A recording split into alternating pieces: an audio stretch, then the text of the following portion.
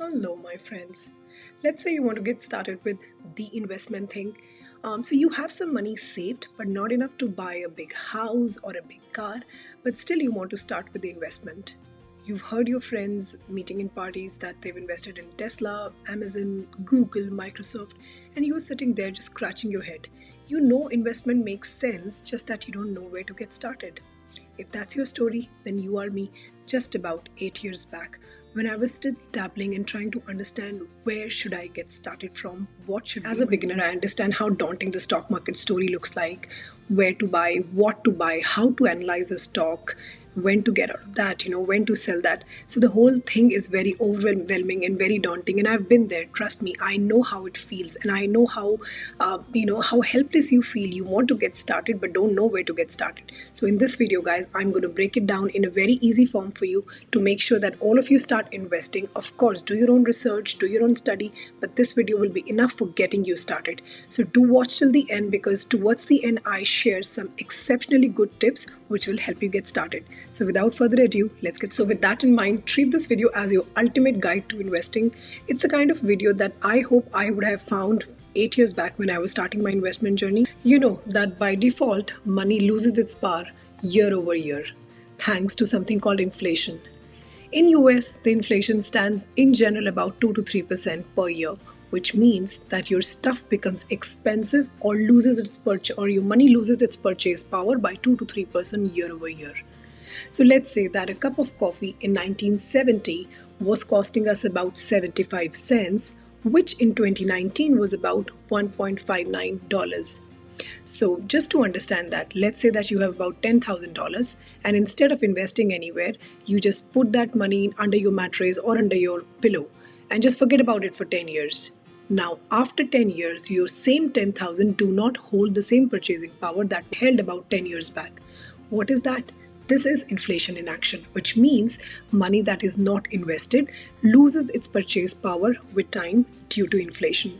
So the only way to stay ahead of the curve is by investing your money in the assets that are making you money to the rate that beats inflation. So that brings us to the next logical question. How do we stop our money from losing its purchasing power? So think about it. In this case, right, it's 2 to 3% inflation. Let's say you had a hypothetical saving account which was also paying you about the similar range, about 2 to 3%, which means things are getting expensive by 2 to 3%. At the same time, your bank is giving you 2 to 3% as well, which means you are matching, which means you are neither growing your money nor you're losing money. You are matching that power. And in case you want to grow your money and not just match inflation, that's when you talk about investing in the accounts that give you more interest rate than just to beat inflation. And that's where investing comes into play. So now we agree that we do not just want to not lose the money, but in fact we want to grow the money. We want to earn the money. That's the case wherein we need to find an account which pays us more than the inflation. Let's say we talk about 10% year over year, right? So 10% may sound like a very small percentage, but guys, if you extrapolate that over a long period of time and let compounding play its role, you will be amazed at how much big a corpus will become even with small investments year over year, getting just a 10% rate of return. And that's where investment comes into play, and that's where you have to open an investment account and let your money work for you. Guys, if you're getting any value out of this video, please consider liking, subscribing, and sharing with your network of family and friends. Guys, I can't emphasize more on the power of compounding. There's another video of mine which you must watch if you want to understand the power of compounding, and I'll post that into the links, and here's for you to watch as well. Now the $100, let's say in our example that we invested in the year 1, in the year 2 with the 10% interest rate becomes 110, in the year 321, and in 10 years time it becomes 236 without me doing much about it. It is just that I have parked my money in an investment account which is just earning 10% year over year. So you just have to invest your money there and sit quietly and enjoy the magic of compounding. Given enough years, time does rest of the magic. So there is no hypothetical savings account that's going to give you 10%. So what you could consider is opening a brokerage account and starting your investments from there. That brings us to the next point. What is an investment? Investment is something that beats inflation and rather puts money into your pocket. So talking about investments, let's start with the housing example, because I think that's what most of you will be able to relate with. So when I buy a house as an investment, right, I have two ways to make money on that. One is through the rental income, the other one is through the equity gain, which means the housing price rising over time. So let's say that I buy a house which is worth 100,000 US dollars today, and then I rent it out for about $830 per month, which means $10,000 I earn out of it per year, which is 10% of my initial 100,000 invested, which means that if it is rented, everything else remaining same, rented for the same $830 per month, in 10 years I would cover up all my initial investment. At 10% I earn back 100,000 in 10 years. Plus, there would have been some equity gain over that money of initial 100,000, because in developed countries like US, we've seen historically that the property prices about tend to double in about 10 years. So 10 years down the line, I've already acquired all the initial investment through my rental income, plus I have gained another $100,000 in equity. So it's a very good investment. But let's say we don't have that much of corpus to invest in a house, or we don't want to get into the mortgage details, or don't want to tie up with a rental company. If there could be a better way wherein we could start parking our small amount of corpus into something that still puts us in the investment game, but not taking all this effort that is needed in housing investment, that's where stock market investment comes into play. So talking about me, most of my investment is through stock market. Either that's shares or it is mostly index funds, ETFs, all those things. Because personally speaking, I prefer that over real estate investing. And I know this could raise a lot of brows, but that's a personal choice, because I love the liquidity of the share market, that today I buy something and tomorrow I need that money for my purpose. I could just, on a click, I could sell that and come out of that investment, which is something that real estate market does not offer. You have to put your house on market, and depending upon how the market is that time, up, down, it may take some time for you to get out of that investment, plus the cost of dealing with the realtor and things like that. So personally speaking, for me, I love stock market investing, and I'll say that about 80 to 90% of my investment is in stock market because of the flexibility that it offers and the liquidity that offers. So that brings me to the next and the fifth point. What are shares and how do we invest in that? So shares are a part of a company, which means you own that company to the extent that you own that company's shares. So that's how you invest in a company, and the company works hard to take up the share value, and that's how you grow in your wealth. So let's take an example of Apple and Microsoft. By the way, both are very good tech companies. Apple has a very profitable year this year, and they decide to give $1 million as a dividend to all their shareholders, all the owners. So this $1 million gets divided among all the shareholders to the extent that they own shares of Apple in their account. So let's say that you own 1% of Apple shares, right? In that case, this 1% of 1 million will go to you because you have the ownership to that extent. So that's highly unlikely, because if that would be the case, you would be a super rich person. So that's one way of earning the money, that's through dividend. Dividend is the profit that a company shares with its shareholders. Another way of earning through stock market is the long-term capital gain, which means similar to the example of the housing that I shared a few minutes back. You earn the capital gain over long-term value. Let's say you bought Apple at a share price of, let's say, $50, and now it is sitting at $200, right? So that's the capital gain that you've earned just by holding Apple share for a longer period of time. And once again, guys, if you have not subscribed to my channel, please consider subscribing and liking and sharing with your network of family and friends, so that I can keep bringing in this wonderful content for you. And let me know in the comments below that what else would you like to learn in this journey of investment. So just to explain what capital gain is, let's say that I buy 100 shares of Apple in year 2019.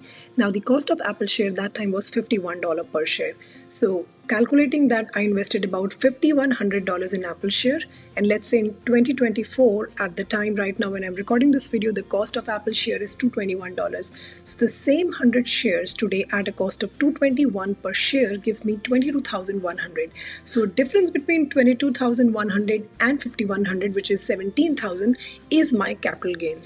So you see how easy it is to invest your money. Just by investing $5,100 in a good company stock and waiting there for 5 years, that $5,100 just gave me a profit of $17,000. So you see how simple and straightforward investing is. So by now, you'll be having a lot of questions in your mind that how do you get started and how much money do you need to get started? And we'll come to that. So to start investing in stock market, we need to have an account with a brokerage firm. So there were times when, there used to be a physical broker that to buy a stock, you have to call that person up and ask them to, place this trade on your behalf, and they'll charge you and things like that. But no more things like that. Even when I came to US 9 years back and when I started investing, there used to be a cost on every trade. So let's say I'm buying X number of Apple shares or Microsoft shares or even selling them, right? Every buy and every sell had a $7 cost, if I remember, right? So unless you make a profit of more than $14, there is no point of even getting into that trade, right? Because you're losing money. But over time, I have seen that companies have moved away from charging, and almost all the companies nowadays do not charge you for placing these trades. Having said that, now coming to the initial point that you need to decide which brokerage house you want to go ahead. For me, it has always been Fidelity, main for the reason of consolidation, that all my accounts are in Fidelity. But you could choose Fidelity, Vanguard, Charles Schwab, anyone. All of them are equally good. So it's that simple. Just open your account with a brokerage firm, link your checking account with that so that it's easy for you to transfer the money, and then you are good to start. Now that we're all set with a brokerage account, a checking account, both of them connected, and we have some money to get invested, what to do next? Which company to buy? How much to buy? When to buy?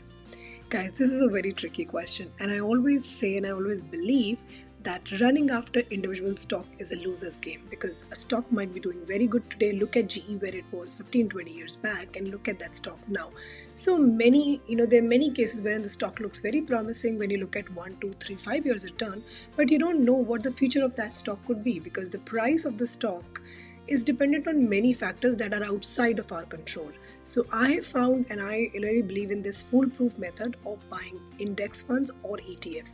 And I have some very good videos made on that, so please check this one out, why we should be buying index funds or ETFs, right? Theories on that, and there's a lot of knowledge available in case you want to educate yourself. But just cutting it short, I prefer buying index funds or good quality ETFs. Index has a self-cleansing process built inside that, so that if some companies are not performing good today, tomorrow they'll be taken out and be replaced by another performing company, right? So at the end of the day, you as an investor, for you it's a very passive investing strategy. You are not spending a lot of time researching which stock to buy, how much to buy, what is the price to get in, what is the price get out, none of those things. So you focus on your full-time job and let the indexing do the investing part of you. Not say risk-free, but that is low risk, and then it has a consistent growth track record of 10 to 12% year over year. Even the investor guru Warren Buffett believes that the average US investor should regularly be putting their money into S&P 500 index fund, because for him also it's the easiest long-term investment strategy for most of the people. So now that we've touched upon index fund, let's just understand what the hell is index fund. So let's break it down. Index fund is a combination of fund and index. So let's see, what is a fund. Fund is a combination of stocks, right? So let's say that you have heard about mutual funds, things like that. So let's say it's a fund, it's an actively managed fund, and I'm a fund manager, and I decide that I'm going to have these 10, 15, 20 companies in my fund with some respective weights. So Apple may have a weight of 3%, Microsoft 5%, some other company XYZ%, and everything put together, all these shares put together, the total weight is 100%. I'm a fund manager, and you are paying me 1 to 2% of management fee to maintain this fund, to make sure that you are making money. But it's my job to move some stocks out, move some stocks in, to actively manage the fund to make sure that you're making the money, right? This is called a fund. We'll talk about what an index is, right? So for example, you have S&P index here in US, S&P 500 index, which consists of top 500 companies. And then you have other indexes like Dow Jones Industrial Average Index. So for example, to understand S&P 500, that host top 500 companies in US. Now this is the breakdown of that index. Microsoft, Apple, Nvidia, all these companies. So as we have seen that there are different companies, top US 500 companies in S&P 500 index. You start with Microsoft, Apple, Nvidia, and these are the percentage of these companies in this index. So 7.38 is Microsoft's holding here, then 6.86 is Apple, Nvidia 6.52, and as you come down, so a lot of these companies must be very familiar to you. And as we come down, you have Cisco, Accenture, Intuit, Abbott, Intel, and then Citigroup. And then as you come down here, right, as you move towards the bottom of the list, there'll be a lot of companies which you may not have heard about, right? Davita, and then Globe Life, FMC. So total 503 companies, right? This is what comprises of S&P 500 index. And if you look at the performance of S&P 500 for the last year, it had 26.2% return. Last five years, 16.4%, and total return is cumulative return is this much. So you see year over year S&P index or any good big index for that matter performs very good.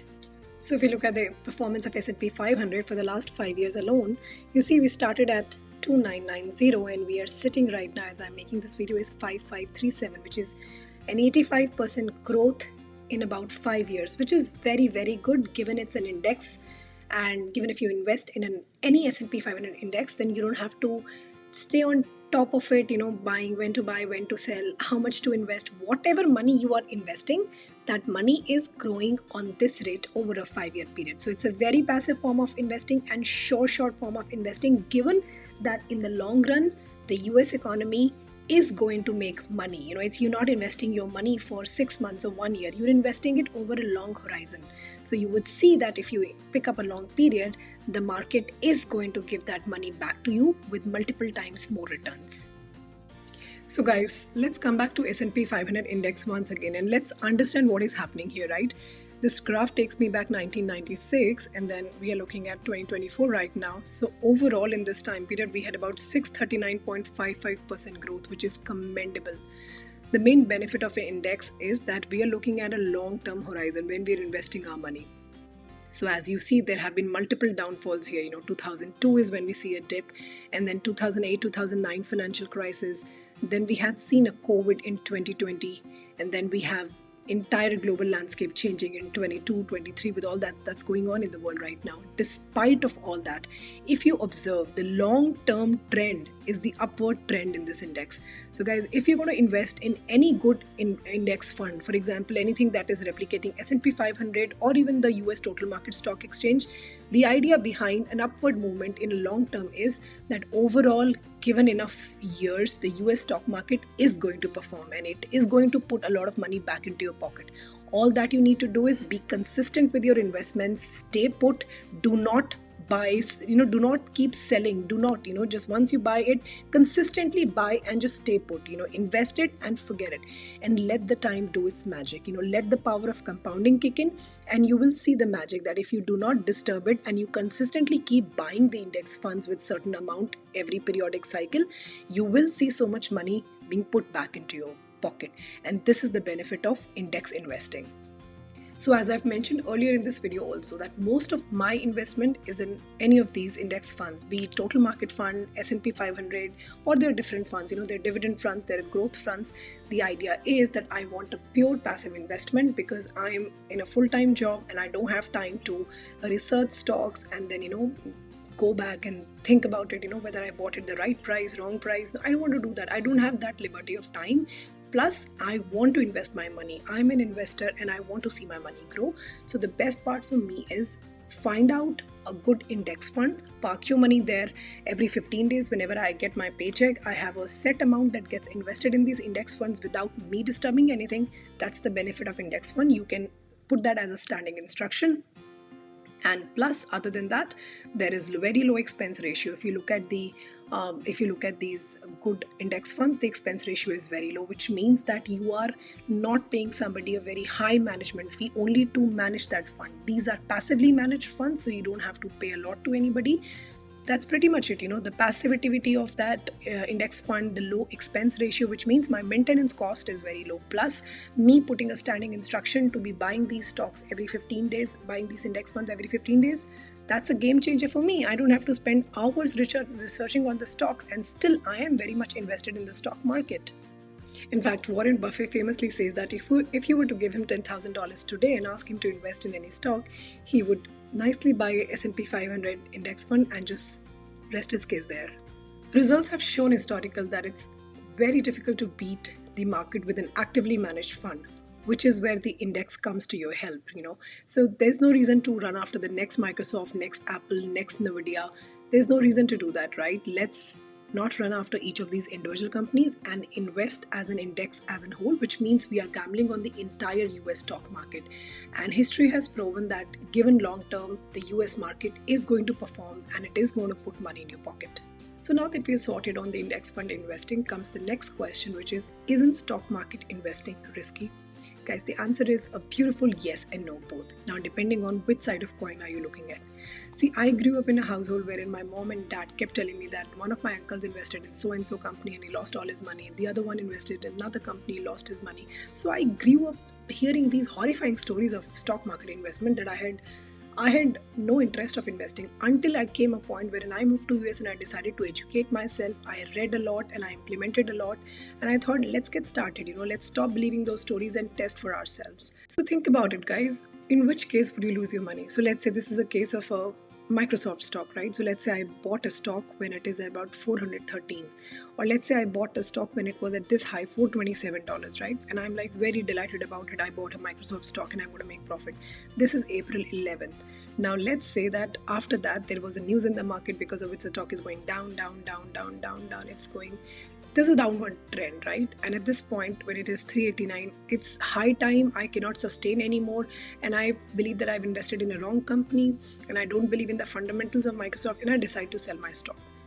Now, when I sell the stock at this point, when it is at a low of 389, then what I lose is the difference between my buying price of 427 and my selling price of 389. Now understand this, if I trust the fundamentals of this company and I would have just stayed on it little longer, then I would have seen the growth, and the growth again goes like this. And then today that stock of Microsoft, which I bought at 427, now it's standing at 460 today as we are making this video. So guys, the idea behind this is that we lose the money only when we sell the security. So you just have to stay put. And I understand it is difficult to stay put when you talk about the individual stocks, because you don't know what is happening within that company. You don't know what the management decision is. You don't know whether that company is going to invest in AI or it is not going to invest in AI, or what is going in the valuation of that company. The internal, you may not know. You may know some external factors which are depicted on the reports, but you may not know a lot of other things that are going inside the company. So which is why it is best to invest in index. Index means it is going to grow over a long period of time, right? Regardless, whatever. So let's say if somebody tells you that, investing in an index is risky, what does that mean to you, right? To me, that means that don't we trust where the US market is going to be another 10 years down the line? Guys, I hear a lot of people ask me that, I don't trust the stock market. It sounds very risky to me. I'd rather invest my money in real estate because there is a house, there is a security that is there. To me, all that is BS. If you've done enough of your research, you will understand that investing in an index is not at all risky. It's very much possible to lose your money in individual stocks. That too, when you buy at a high and sell at a low. Let's say if it's a good company like Microsoft, Apple, and you still trust in the fundamentals of the company, you just have to stay put and then sell it, So it's a virtual loss. Until you sell the security, it's a virtual loss. But if you talk about index fund, right? So index fund, losing money in index fund in a long-term period just means that the economy itself is going down, which is not possible year over year. These companies are worked by hardworking employees like you and I, and they're working day in and day out to make the company go at a higher level. And believing that an index will come to a naught, right? It's stupidity. It's pure BS, right? It means that we don't understand the fundamentals of the economy, right? We are just saying that global economy will come to a naught, which is not possible. So guys, do educate yourself, but investing in an index, a diversified index over a long period, is the short way to grow your wealth. And once again, guys, if you have not subscribed to my channel, please consider subscribing and liking and sharing. So just to summarize this point, it's highly unlikely to lose money in an index fund given a long time horizon, a diversified index funds, and given that you do not take money out in a year or 2 year span, right? It's not an investment for a short term, it's a long term investment, guys. Understand the difference between trading and investment. When you are investing money, you are in for a long time period. So it's highly unlikely to lose your money there.